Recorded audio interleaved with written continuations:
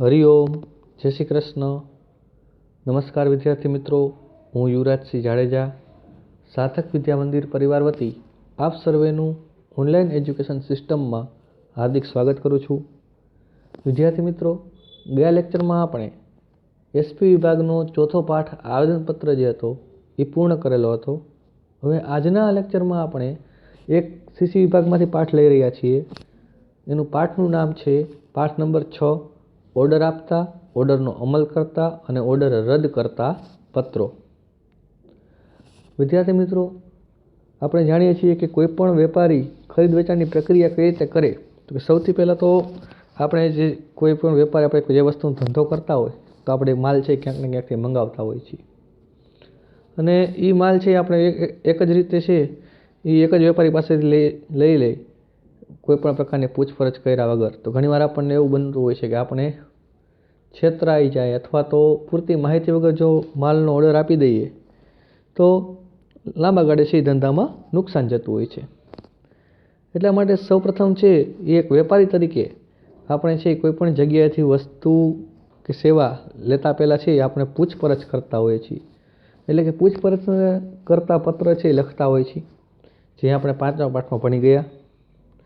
હવે પૂછપરછ કર્યા બાદ અલગ અલગ જગ્યાએથી પૂછપરછનો જે પ્રત્યુત્તર આવે ત્યારે વેપારી જે છે એ પૂછપરછના પ્રત્યુત્તરની સરખામણી કરી અને એને જે વેપારીની શરતો અને ભાવ વ્યાજબી લાગશે તે વેપારીને છે ઓર્ડર આપતા હોય છે. એટલે એવું જરૂરી નથી હોતું કે પૂછપરછ કરી એટલે ઓર્ડર આપી જ દેવો, પરંતુ પૂછપરછ કર્યા બાદ આવેલા અભિપ્રાયોમાંથી સરખામણી કરી અને જે વેપારીને ભાવ અને શરતો આપણને અનુકૂળ લાગે તેને આપણે ઓર્ડર આપતા હોઈએ છીએ. પરંતુ ઓર્ડર આપતી વખતે અમુક બાબતોને ધ્યાન રાખવું જરૂરી બને છે, જેની ચર્ચા આપણે આ પ્રકરણમાં એટલે કે આ પાઠમાં કરવાની છે. પાઠ શરૂ કરતાં પહેલાં આપણે એના કોર્સ વિશે એટલે કે અભ્યાસક્રમ વિશે માહિતી મેળવી લેવી જરૂરી છે કે આ પ્રકરણમાં આપણે આ સમયે જે સરકારશ્રીએ જે કોર્સમાં ઘટાડો કર્યો છે એ કયો છે, એટલે કે કયા મુદ્દાઓની ચર્ચા કરવાની છે અને કયા મુદ્દાઓની ચર્ચા કરવાની નથી. તો કયા મુદ્દાઓની ચર્ચા કરવાની છે એની આપણે વાત કરીએ તો કે એમાં પહેલો મુદ્દો જે છે મુદ્દા નંબર 6.1 પ્રસ્તાવના, બરાબર. પછી મુદ્દા નંબર 2 ઓર્ડર આપતા પત્રો અંગેની ટૂંકી સમજૂતી. પછી પ્રશ્ન નંબર 3 જે છે એ મુદ્દા નંબર 3 એ રદ કરી નાખવામાં આવેલો છે, એટલે કે પરીક્ષામાં પૂછાવાનો નથી. પછી આવે છે સીધો મુદ્દા નંબર 4 ઓર્ડરની સ્વીકૃતિ અને અમલના પત્રો. પછી 5મો મુદ્દો છે એ પરીક્ષામાં નથી પૂછાવાનો, એટલે કે રદ કરેલો છે અભ્યાસક્રમમાંથી. અને મુદ્દા નંબર આવે 6.6 ઓર્ડર રદ કરતા પત્રો. પછી એનાથી આગળ ચાલીએ તો મુદ્દા નંબર 6.7 જે છે ધ્યાનમાં રાખવા લાયક બાબતો એ રદ કરેલો છે. અને છેલ્લે જે મુદ્દા નંબર 8 આવે છે નમૂનાના પત્રો, એનો આપણે અભ્યાસ કરવાનો છે. ટૂંકમાં આ અભ્યાસક્રમમાં આપણે મુદ્દા નંબર 6.1, 6.2, 6.4, 6.6 અને 6.8 એટલાનો જ અભ્યાસ કરવાનો છે. એનો અર્થ એ થયો કે આ પ્રકરણમાંથી આપણને થિયરિકલ પ્રશ્નો છે એ પૂછાશે નહીં, પરંતુ આપણે સ્વાધ્યાયના વિકલ્પ વાક્યના પ્રશ્નો છે એ પાકા કરવા પડશે. થિયરીના જે મોટા પ્રશ્નો પૂછાતા હતા એ પૂછાશે નહીં, એટલે એ રદ કરી નાખેલા છે. પણ માત્ર શું પૂછાશે? નમૂનાના પત્રો, 5 માર્કના પત્રો જ પૂછાશે, બરોબર. જોઈએ આગળ. હવે પ્રકરણની શરૂઆત કરી. મુદ્દા નંબર 6.1 જે છે એ છે પ્રસ્તાવના. તો કે વેપારના ક્ષેત્રમાં સૌપ્રથમ ગ્રાહક તરીકે અથવા તો વેપારી તરીકે માલસામાન ખરીદવાના હેતુથી વેચાણકર્તા જે છે એ વેચાણકર્તાને માલસામાન વિશે પૂછપરછનો પત્ર લખી પત્ર વ્યવહારની શરૂઆત કરે છે. અને આ પત્રના જવાબ રૂપે જે વેચાણકર્તા અથવા તો વિક્રેતા છે એ ગ્રાહકને માલસામાનનો ભાવ, વળતર પેકિંગ, નાણાંની ચૂકવણી શરતો વગેરે બાબતો છે એ પત્ર દ્વારા જણાવે છે, જે આપણે પ્રકરણ 5માં ભણી ગયા. ત્યાર પછી શું થાય છે તો કે પત્ર વ્યવહારની શરૂઆત ફરીથી ગ્રાહક પક્ષથી થશે.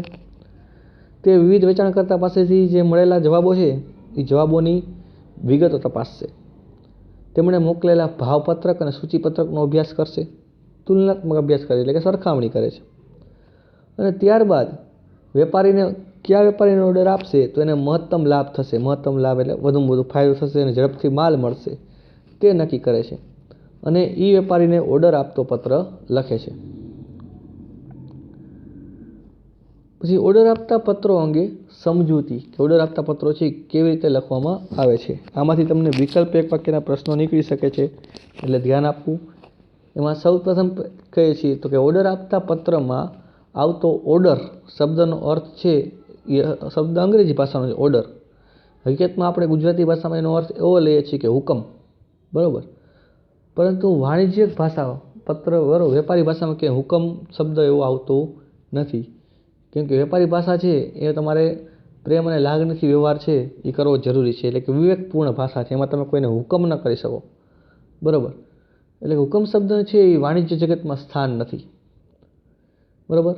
ઓર્ડર આપતા પત્રમાં આવતો જે ઓર્ડર શબ્દ છે એનો અંગ્રેજી અર્થ હુકમ થાય છે. અંગ્રેજીમાં આપણે ગુજરાતીમાં હુકમ તરીકે ઓળખીએ છીએ. પરંતુ વાણિજ્ય પત્ર વ્યવહારમાં ખરીદનાર અને વેચનાર વચ્ચે વિવેકપૂર્ણ ભાષાનો ઉપયોગ થતો હોવાથી અહીં ઓર્ડર શબ્દનો અર્થ હુકમ નહીં પરંતુ માલ સામાન મોકલવા માટેની વિનંતી એવો થાય છે, બરાબર. હુકમ નહીં પરંતુ વિનંતી, રિક્વેસ્ટ.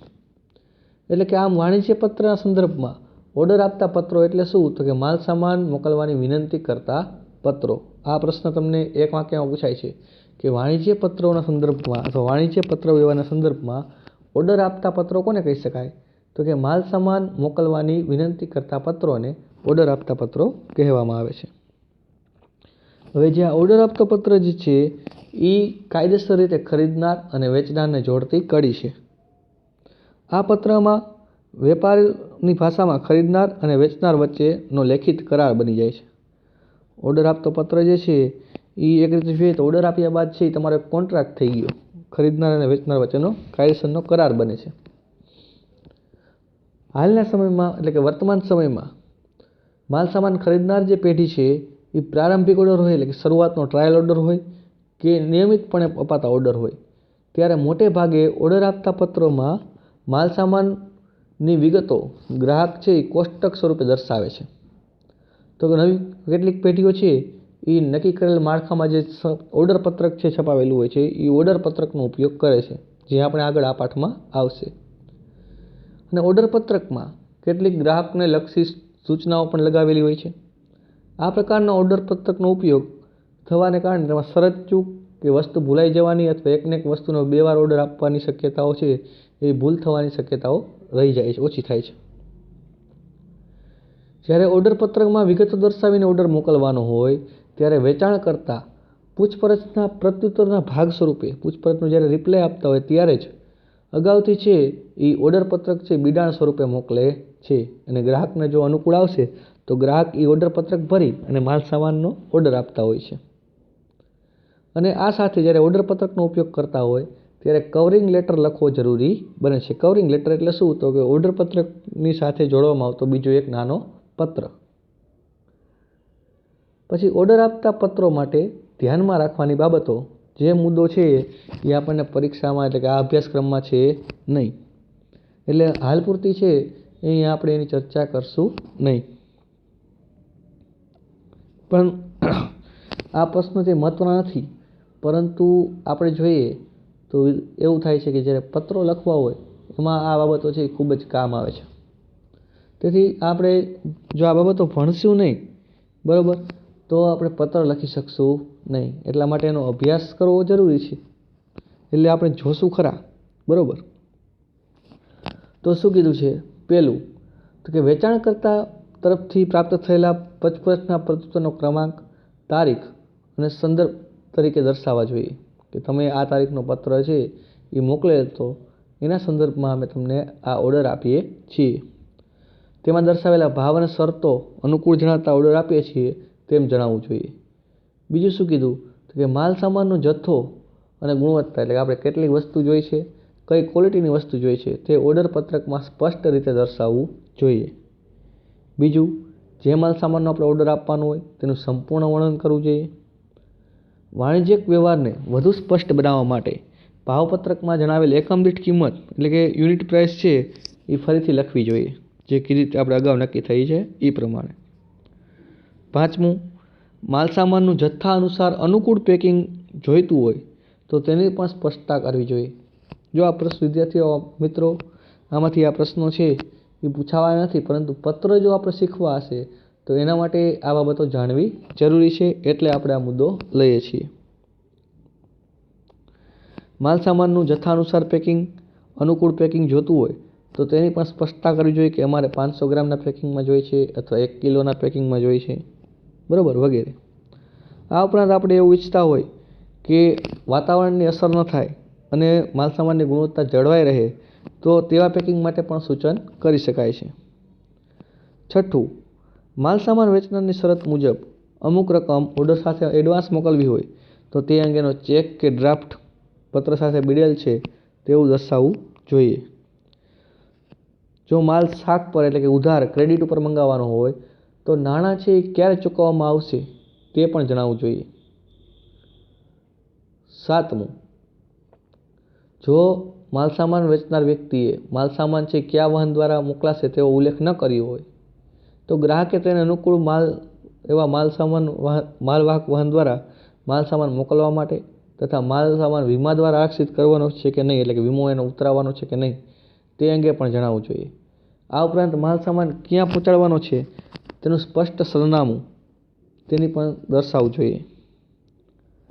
પછી 8મો મુદ્દો એમ કર્યું છે કે એક કરતાં વધારે વસ્તુઓ જ્યારે ઓર્ડર આપવામાં હોય અથવા અલગ અલગ વસ્તુની એટલે કે અલગ અલગ બ્રાન્ડનું માલસામાન લેતા હોય અથવા તો અલગ અલગ પેકિંગ કે વજનમાં ખરીદવાનો હોય ત્યારે ઓર્ડર પત્રમાં માલસામાનની સંપૂર્ણ વિગતો દર્શાવતા કોષ્ટક સ્વરૂપે તૈયાર કરવો યોગ્ય ગણાય. 9મું, તો કે ઓર્ડર આપનાર છે એ ઓર્ડર આપ્યા પછી કેટલા દિવસનો માલસામાન મેળવવા ઈચ્છે છે તે પણ દર્શાવવું જોઈએ. જો દર્શાવેલ તારીખ કરતાં માલ મોડો મળશે તો તે માલ રાખવામાં આવશે, એટલે કે એનો સ્વીકાર કરશો કે નહીં તેનો ખાસ ઉલ્લેખ કરવો જોઈએ. 10મો મુદ્દો, તો કે ગ્રાહકે પત્રના અંતમાં મોકલાવેલ માલ સામાનની જો ગુણવત્તા સારી હશે તો ભવિષ્યમાં પણ મોટા ઓર્ડર આપીશું તેવું વલણ બતાવવું જોઈએ. આ ઉપર દર્શાવેલ તમામ મુદ્દા છે એ ઓર્ડર આપતા પત્રમાં દર્શાવવા જ એવું ફરજિયાત નથી, એવું જરૂરી નથી કે બધા મુદ્દાનો સમાવેશ છે એ પત્રમાં થઈ જાય, પરંતુ ઓર્ડર અને માલસામાનને અનુરૂપ જરૂરી મુદ્દાઓ છે એનો સમાવેશ ઓર્ડર આપતા પત્રમાં કરવામાં આવે છે. પછીનો જે મુદ્દો છે એ છે ઓર્ડરની સ્વીકૃતિ અને અમલના પત્રો. એટલે કે તમે જથ્થાબંધ વેપારી છો અને તમને કોઈ છૂટક વેપારી તરફથી ઓર્ડર મળે તો તમે એનો સ્વીકાર કરો. તમને એમ લાગે કે એ જે સમય મર્યાદા કીધી છે એ સમયમાં આપણે માલ પહોંચાડી શકશું તો આપણે છે એનો સ્વીકાર કરતા હોય છે. એટલે કે ઓર્ડર તમારો છે એ નોટ થઈ ગયો છે, સ્વીકારાઈ ગયો છે, બરાબર. એને લગતો પત્ર છે એ જથ્થાબંધ વેપારી છૂટક વેપારીને મોકલે છે. એટલે ટૂંકમાં કહીએ તો ઓર્ડર આપતા પત્રનો રિપ્લાય છે, જવાબ છે. તો કે વેપારમાં ગ્રાહકે આપેલા ઓર્ડરનો સમયસર અમલ થાય તે ખૂબ જ સારી બાબત છે. આ ઉપરાંત સમયસર અમલ કરવો એ પણ જરૂરી છે. જો સમયસર તમે ઓર્ડર છે એ ઓર્ડર પ્રમાણે માલ સામાન ન મોકલાવી શકો તો બજારમાં તમારી ક્રેડિટ છે એ ડાઉન થાય. તેથી વેપારીએ ઓર્ડર પત્ર મળ્યા પછી ગ્રાહકની સૂચના અનુસાર માલ સામાન મોકલી આપે છે અને તેની સાથે સાથે ઓર્ડરની સ્વીકૃતિ અને તેનો અમલ કરતો પત્ર છે એ પણ ગ્રાહકને લખે છે. ગ્રાહક તરફથી ઓર્ડર અપાતો પત્ર મળ્યા પછી વેચાણકર્તા છે એ સૌપ્રથમ શું કરે છે તો પોતાના માલસામાનમાં જે રસ દાખવેલો એ રસ અને આપેલ ઓર્ડર માટે ગ્રાહકનો આભાર વ્યક્ત કરે છે. ત્યારબાદ ગ્રાહકે આપેલ ઓર્ડર અનુસાર જે માલસામાન છે એ મોકલાવે છે અને આ માલસામાન ક્યારે, કેવા પેકિંગમાં અને કયા માધ્યમથી મોકલાવ્યો છે અને ગ્રાહકે આપેલ સૂચનોનું કઈ કઈ રીતે પાલન થયું છે વગેરે બાબતો જણાવતો પત્ર લખવો જોઈએ.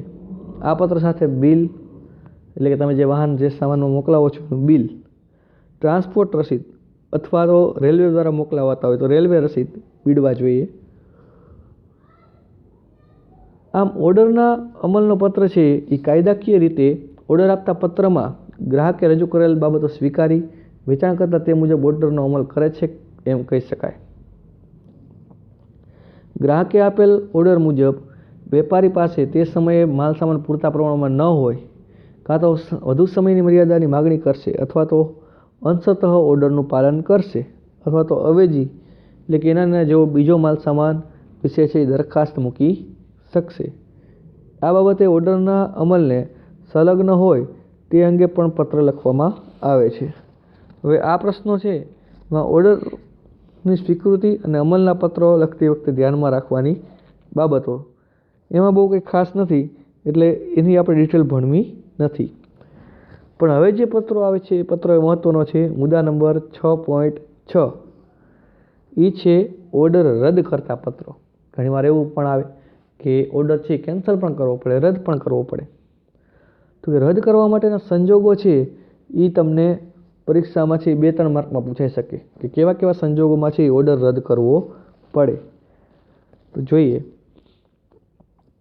તો સામાન્ય રીતે કોઈ પણ ગ્રાહક કે ખરીદનાર એકવાર છે માલસામાનનો ઓર્ડર આપ્યા પછી રદ કરવાનું પસંદ કરતો નથી. કારણ કે તેનાથી કેટલીક વાર છે વેપારી સંબંધો બગડી જાય છે. તમે વારે ઘડીએ છે ઓર્ડર રદ કરો અને પછી તો બીજી વાર તમારી બજારમાં છે છાપ ખરાબ થાય. એટલે જનરલી છે એ ઓર્ડર છે બહુ ઓછો કેન્સલ કરવામાં આવે છે અને એને કારણે તમારી ધંધાની પ્રતિષ્ઠા છે એ પણ ઘટે છે. આમ છતાં પણ ઘણીવાર છે એ અસાધારણ સંજોગોમાં ઓર્ડર છે એ રદ કરવાની ફરજ પડે ત્યારે ગ્રાહક જે સંપૂર્ણ કે અંશતઃ પ્રમાણમાં ઓર્ડર રદ કરતો પત્ર લખે છે. કેટલાક સંજોગોમાં એવું પણ બને કે સામેવાળા વેપારી છે એ પહોંચી શકે એમ ન હોય, ઓર્ડર સમયસર માલ પૂરો પાડી શકે તેમ ન હોય, એટલા માટે તેઓ પણ છે એ ઓર્ડર રદ કરતો પત્ર છે એ લખતા હોય છે. એટલે કે ઓર્ડર રદ કરતો પત્ર છે એ બંને પક્ષ તરફથી લખાય છે. ઘણીવાર વેપારી છે એ ગ્રાહકને લખે છે અને ઘણીવાર ગ્રાહક છે એ વેપારીને લખે છે. પરંતુ મોટે ભાગે જોઈએ તો ઓર્ડર રદ કરતો પત્ર છે એ ગ્રાહક દ્વારા લખવામાં આવતો હોય છે. હવે કેવા કેવા સંજોગોમાં ઓર્ડર છે એ રદ કરવામાં આવે તે આપણે જોઈશું. આ સંજોગો તમને છે એ 2-3 માર્કમાં પૂછાઈ શકે કે ઓર્ડર રદ કરવા માટેના સંજોગો જણાવો. એટલે પરીક્ષા માટે IMP છે. એમાં પહેલું તો કે નિશ્ચિત સમય મર્યાદામાં માલ સામાન મોકલવા વિશે ઓર્ડર પત્રમાં ગ્રાહકે સૂચના આપી હોય છતાં પણ જો સમયસર માલ સામાન ન મળે અને એને કારણે વેચાણકર્તાને ગ્રાહક છે સ્મૃતિપત્ર એટલે કે રિમાઇન્ડર મોકલે છે છતાં પણ કોઈ પ્રત્યુત્તર ન આવે રિમાઇન્ડરનું અથવા માલ સામાન ન પહોંચે તો ઓર્ડર છે એ ગ્રાહકે રદ કરવો પડે. બીજું કારણ એવું હોય કે માલ સામાનનો પૂરતો જથ્થો હોવા છતાં સ્ટોર કીપર એટલે કે જે સ્ટોક રાખતો હોય એ સ્ટોક કીપરને કારણે બેદરકારીને કારણે ભૂલથી ઓર્ડર અપાઈ ગયો હોય. સ્ટોક કીપરે છે એ સ્ટોક પત્રકમાં ઓછો માલ દર્શાવેલો હોય, હકીકતમાં ગોડાઉનમાં એની કરતાં વધારે માલ પડ્યો એવું બને. તો એવી એની ભૂલથી અથવા બેદરકારીને કારણે જો પત્ર ઓર્ડર અપાઈ ગયો હોય તો એવો ઓર્ડર છે એ રદ કરવો પડે છે. પછી ત્રીજી સૂચના શું છે? તો ત્રીજું કારણ એવું પણ હોઈ શકે કે મંગાવેલ માલ સામાનની સિઝન પૂરી થવા આવી હોય અથવા તો કુદરતી આપત્તિ કે અન્ય કારણોસર છે માલ સામાનની માંગમાં ઘટાડો થયો હોય તો ગ્રાહક પક્ષેથી છે એ ઓર્ડર સંપૂર્ણ કે અંશતઃ રદ કરવો પડે. ઘણીવાર એવું હોય તમે માલ સામાન મંગાવ્યો પણ હવે એની સિઝન પૂરી થઈ ગઈ, હવે એનું વેચાણ થઈ શકે એમ નથી, તો એ ઓર્ડર છે આપણે રદ કરી દેતા હોય. ચોથું, કેટલાક સંજોગોમાં જેમ કે કામદારની હડતાલ હોય, એને કારણે ઉત્પાદન બંધ હોય, કારખાનામાં આગ લાગેલી હોય, કોઈ અકસ્માત થાય તો એને કારણે વેચાણકર્તા તરફથી છે એ ઓર્ડર છે ઘણીવાર રદ કરવામાં આવતો હોય છે. હવે છે ઓર્ડર રદ કરતી વખતે ધ્યાનમાં રાખવાની બાબત, એટલે કે ઓર્ડર રદ કરતા પત્રો છે એ લખતા હોય તો કઈ કઈ બાબતોનું ધ્યાન રાખવું જોઈએ. આ વિગત છે એ IMP છે, તેથી આપણે એનો અભ્યાસ કરવાનો છે કે ઓર્ડર રદ કરતી વખતે કઈ કઈ બાબતોનું ધ્યાન રાખવું જોઈએ.